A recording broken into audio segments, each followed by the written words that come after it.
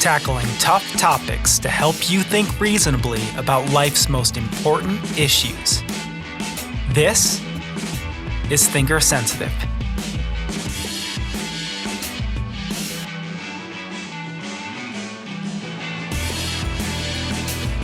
Welcome, everyone, to another episode of Thinker Sensitive. I'm your host, Ryan Ragazine. On last week's episode, I talked about the relationship between Christianity and conspiracy theories, and the relationship between religion and delusional thinking.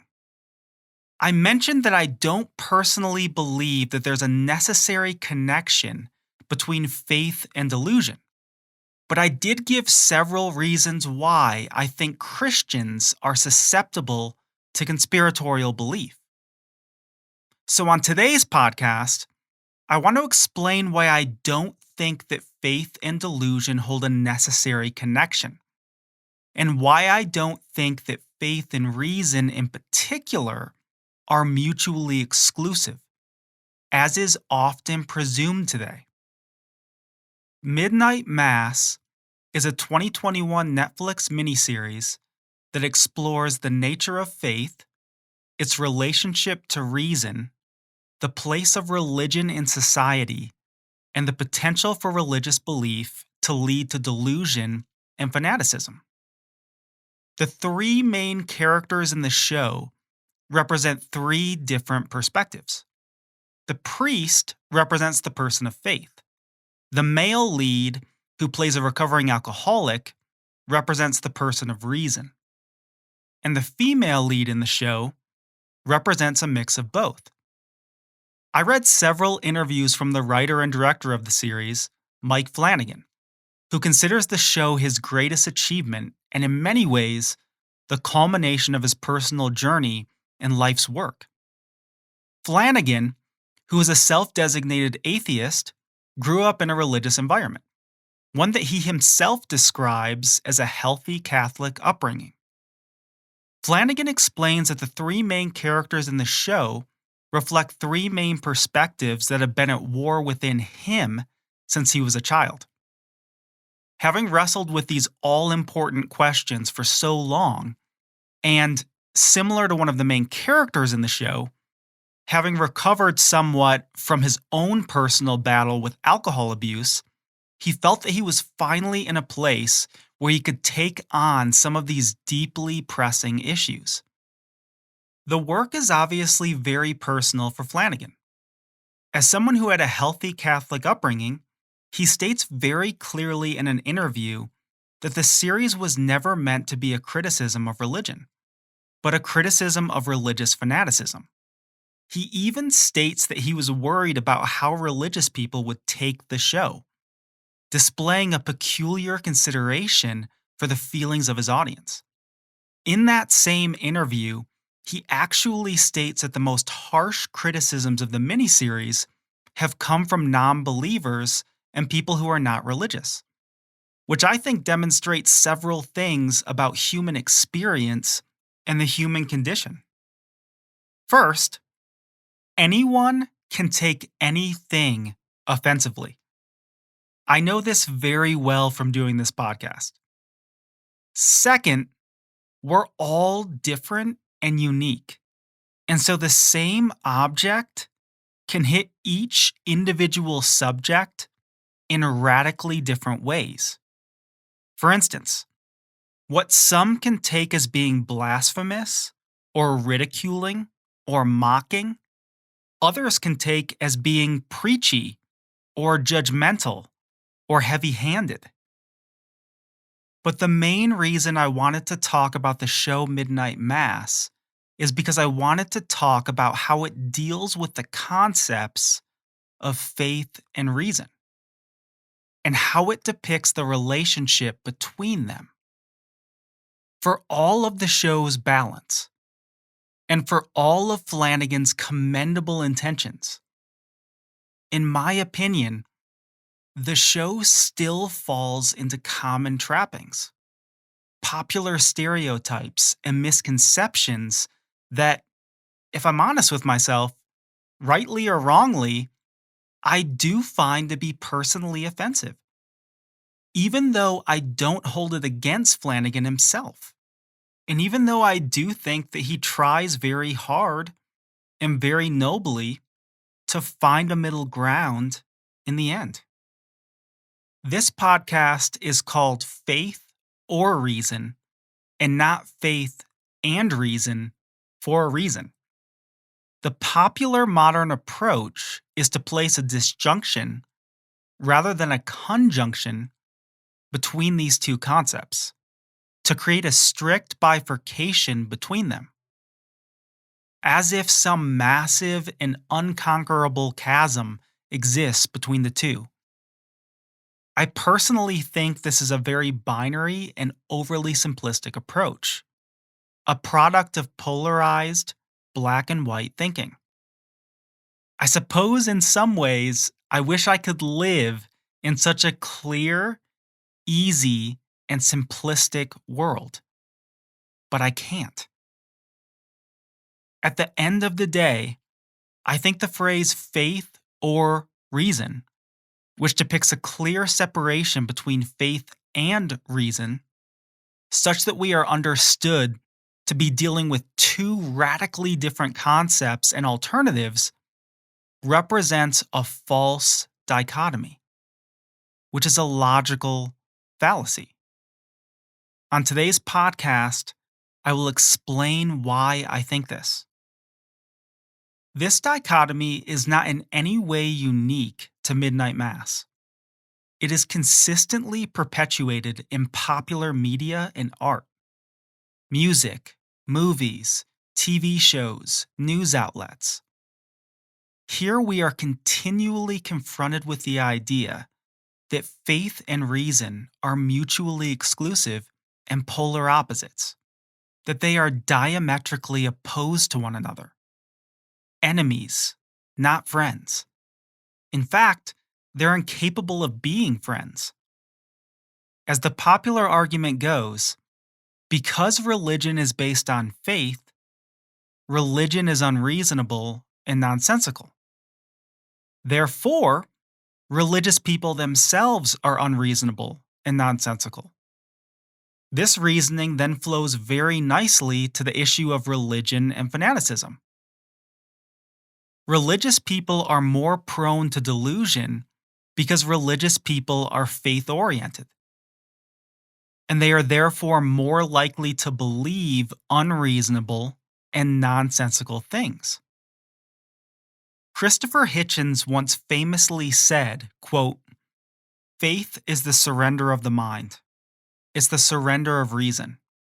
It's the surrender of the only thing that makes us different from other animals. It's our need to believe and to surrender our skepticism and our reason, our yearning to discard that and put all our trust or faith in someone or something. That is the sinister thing to me. Out of all the virtues, all the supposed virtues, faith must be the most overrated." End quote. If you've listened to my content, including my previous seasons, you will know where I stand on this issue. I disagree with Hitchens' assessment for a variety of different reasons, ironically. First, as a non-believer, Hitchens' own admission to the idea that reason sets humans apart from animals, something that I wholeheartedly agree with, is an admission, whether he realizes it or not, to the non-reducible, the transcendental, the miraculous. Like many Christian philosophers and theologians, I believe in miracles, and the human mind is one of the greatest miracles of all. This was most likely Karl Rahner's greatest and most lasting contribution. I would argue that Kant, probably someone who understood the richness and depth of the human mind in a way that very few have, understood this without fully connecting the dots. Thinkers like Alvin Plantinga and John Lennox, professors at Notre Dame and Oxford respectively, argue for the transcendental nature of the human mind explicitly. C.S. Lewis, in his work Miracles, also recognizes that the human mind is essentially the greatest miracle of all. See, I believe that the human being is a miracle. You are a walking, talking miracle of God. I believe that the very fact that Hitchens can form rational arguments and can reason about faith and reason is a direct testament to non reducible and transcendent human nature. Hitchens possesses a beautiful mind, capable of astonishing things and limitless ideas, because Hitchens is a creation of the living God. Second, I believe that the vast majority of the greatest thinkers to ever walk this earth were believers and people of faith, at least in the general sense. Plato, Aristotle, Justin Martyr, Clement of Alexandria, Athanasius, Origen, Augustine, Anselm, Aquinas, Bonaventura, Occam, Scotus, Luther, Calvin, Zwingli, Descartes, Pascal, Leibniz, Locke, Spinoza, Berkeley, Rousseau, Galileo, Copernicus, Kant, Kepler, Newton, Einstein, Kierkegaard, Shakespeare, Dante, Chesterton, Tolstoy, probably Dostoevsky, Tolkien, Da Vinci, Michelangelo, T.S. Eliot, Dickens, Milton, Bach, Hegel, Barth, Bonhoeffer, Brunner, Kuhn, and Pannenberg, to name just a few. The list truly goes on and on and on into eternity itself. Most of these figures directly connected faith and reason, belief and rationality, supporting their faith in God with rational argumentation, sometimes in the most rigid and painstaking of fashions. Many of these figures were also extremely skeptical and critical by nature, not naive and gullible. I follow some philosophy accounts on Instagram, and it's always very interesting to me to see what these accounts post and what they don't post. Almost every philosophy account that I follow exclusively posts quotes from late Enlightenment and modern atheistic and agnostic philosophers. This is an extremely small sample size, and it represents a very limited portion of the history of philosophy. To me, the selectiveness shows clear personal bias. Honestly, it's borderline disingenuous to me because these accounts represent philosophy, whether implicitly or explicitly, as inherently agnostic and atheistic. But this couldn't be further from the truth.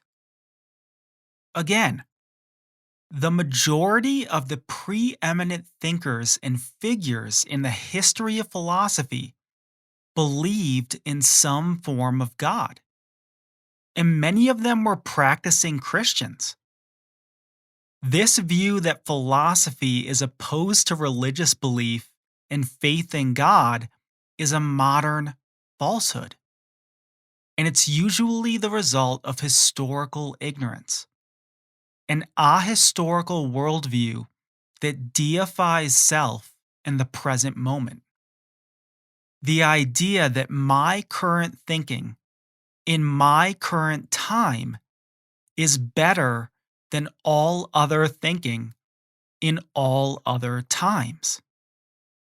My third point is very technical, but if I'm going to explain why I don't think that faith and reason are mutually exclusive, then I'm going to have to get a little technical here. But if this is too technical for you, please don't feel bad about just skipping past this portion. I think the crux of the issue lies in the confusion of reason with strict or direct empiricism.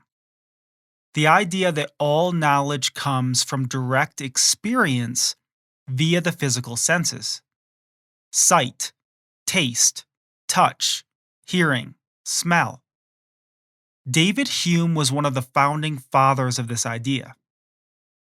In the modern scientific age, many have come to believe that strict empiricism is the only means to trustworthy knowledge. What many people don't realize is how limited and ahistorical this outlook is. Empiricism is a form of knowledge, no doubt, but it is not the only form of knowledge. If it were, our knowledge of both ourselves and the world around us would be quite limited. The inductive method itself has natural limitations that are actually directly related to the natural limitations of empiricism. In the history of philosophy, going back to the dawn of the Enlightenment, empiricism and rationalism were actually understood as two competing methods and theories of knowledge. Yes, there was a time when two philosophical programs, known as empiricism and rationalism, were pinned against each other and seen as opposing methods, kind of like how faith and reason are today. Kant created a Copernican revolution in philosophy by wedding these two systems of thought in a very nuanced way. Likewise, many modern and contemporary philosophers of religion and philosophical theologians wed faith and reason together. But the point is this: when people pit faith and reason against each other, really what they're doing is pitting faith and empiricism against each other. Or more accurately, they are creating a strict bifurcation between a mix of a priori and empirical knowledge on one hand and strict empiricism on the other. Faith and strict empiricism may seem like opposites, though even that statement is highly debatable, and it would depend on what one means when they say something like that. But anyway, faith and strict empiricism may seem like opposites, but faith and reason itself are not opposites. Contrary to popular belief, reason and strict empiricism are not the same things. Fourth and finally, as I've stated before, all human knowledge is faith-based, whether empirical or rational, posteriori or a priori, based on direct physical sensory experience, or based on reflection and contemplation. All human knowledge, that is, all faith-based knowledge, lies on a spectrum of various gradations and degrees, moving all the way from incredulity to certitude. So the idea that faith and reason are alternatives is naive. It's backwards.